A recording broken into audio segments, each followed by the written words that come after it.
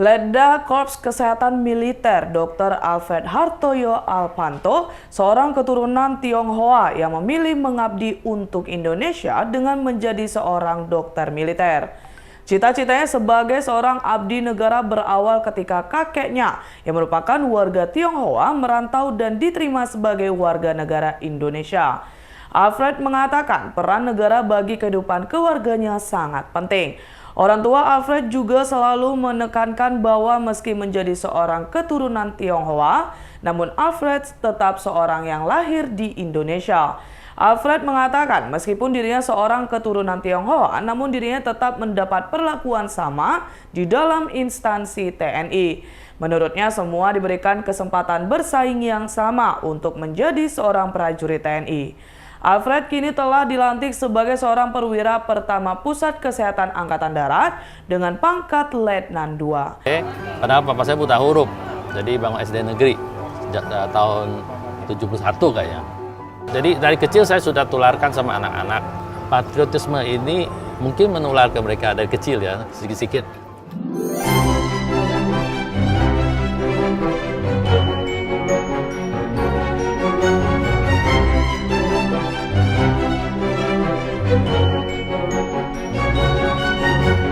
Nama saya Alvin Handoyo, baru lulus dokter kemarin dari Universitas Katolik Atmajaya. Ya, saya sama Alfred itu saudara kembar, jadi dia kakak, saya adiknya.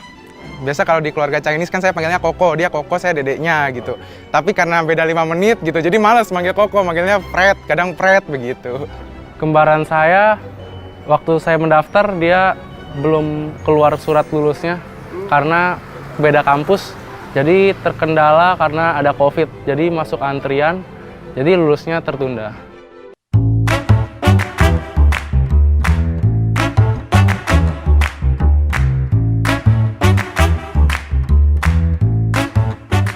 Kesamaan ketuker ya, pasti barang sering ketuker ya. Tapi yang paling sering sih dulu pas kita kecil, karena waktu itu kehidupan juga ekonomi masih belum terlalu baik, kita sering rebutan barang gitu. Jadi kita beli makanan kan satu, dibagi dua, terus wah ini makanan kurang sedikit, wah bagi sini, bagi situ gitu. Jadi suka berantem lah anak kecil. Orang sering salah itu ya? Ketukar. Alfred atau ketukar gitu tuh? Ada beberapa ya. Misalnya teman-teman Alfred melihat saya gitu kan, dikira Alfred. Saya kan nggak kenal gitu. Dibilangnya sombong lu, sombong gitu kan. Dikiranya sombong, padahal mah kan nggak kenal gitu. Bahkan dulu mama saya sendiri salah panggil saya.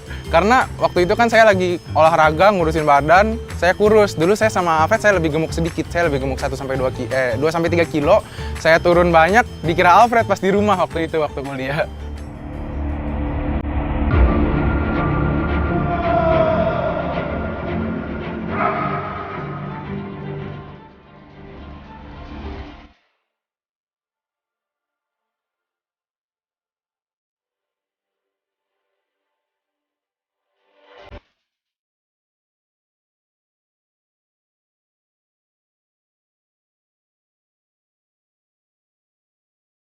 Dari kecil tuh dia punya pikiran tuh sudah dewasa.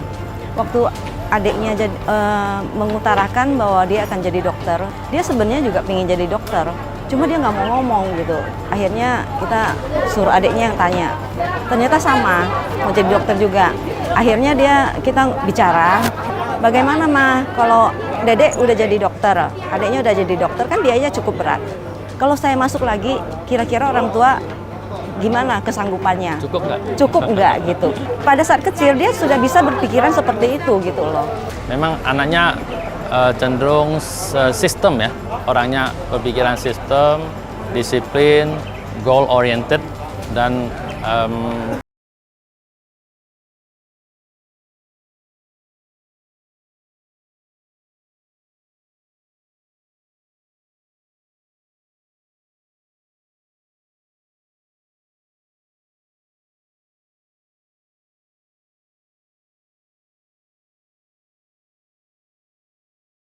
Sebagai warga negara Indonesia. Selain itu juga negara Indonesia ini memberikan orang-orang Tionghoa ini kesempatan yang sama untuk berkembang. Dari kakek saya yang awalnya petani, lalu ayah saya dan ibu saya bisa karena usaha dan kerja kerasnya bisa sampai sarjana, lalu menurut saya itu sudah bantuan besar dari negara buat saya.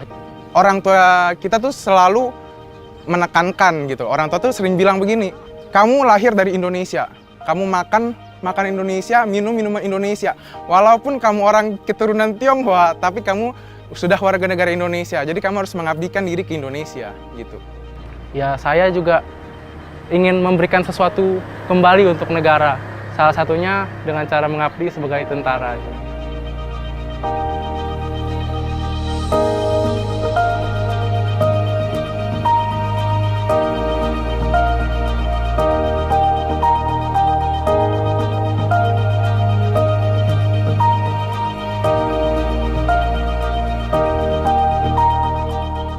Saya sih oke aja, kalau kamu enjoy jalanin aja, namanya kamu yang menjalani kehidupan kamu.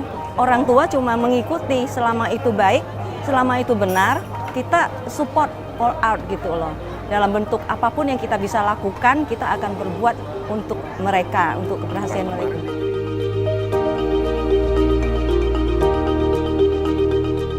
Kalau menurut saya sih, di negara ini dan di instansi TNI ini tidak ada pembedaan. Jadi semua diberikan kesempatan yang sama, bersaing yang sama, dan juga perlakuan di dalam organisasinya sendiri pun sama. Jadi saya dan teman-teman saya diperlakukan dengan sama, dididik dengan benar-benar untuk seorang menjadi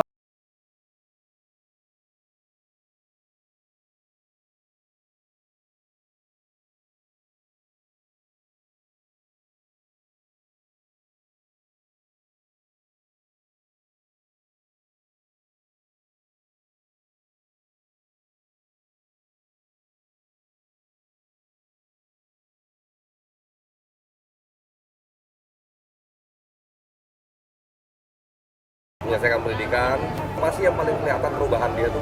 Lebih disiplin. Udah ada kelihatan militernya sedikit. Sipilnya Banyak udah lah, berkurang. banyak. Saya senang karena pembentukan disiplin di rumah ya, kita jujur tidak sebaik pelatihan di TNI. Jadi disiplin ya, lebih gentleman, lebih bisa dipercaya. Jadi kita sangat senang, sangat positif. Nggak boleh berhenti tengah jalan, harus sampai pensiun.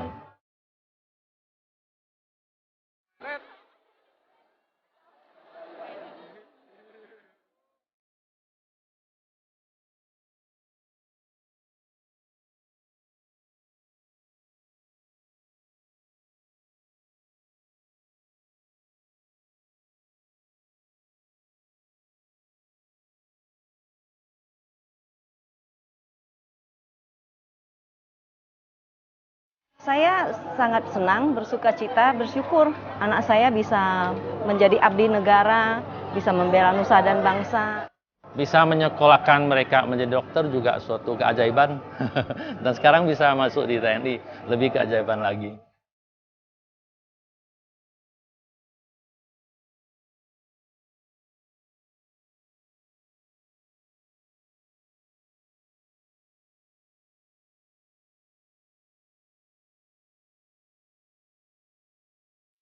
Sebagai dokter tentara, saya akan mengikuti perintah, ditempatkan di mana, dan berkarya sebaik mungkin di tempat saya ditempatkan. Saya juga akan berusaha mengenyam ilmu sedalam-dalamnya, lebih lagi untuk dibaktikan kepada masyarakat. Dan juga bila memungkinkan, bisa mengadakan pengabdian-pengabdian seperti pengobatan gratis yang sebab kalau orang tersenyum, saya juga ikut senang.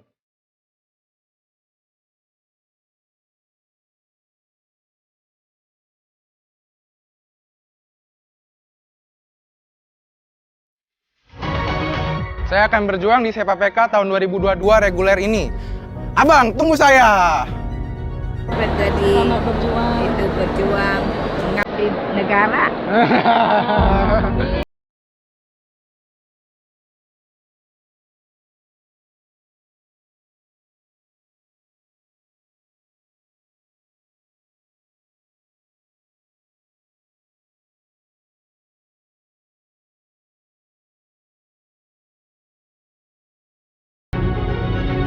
Ikuti terus berita menarik lainnya. Jangan lupa like dan share seluruh akun Tribun Medan.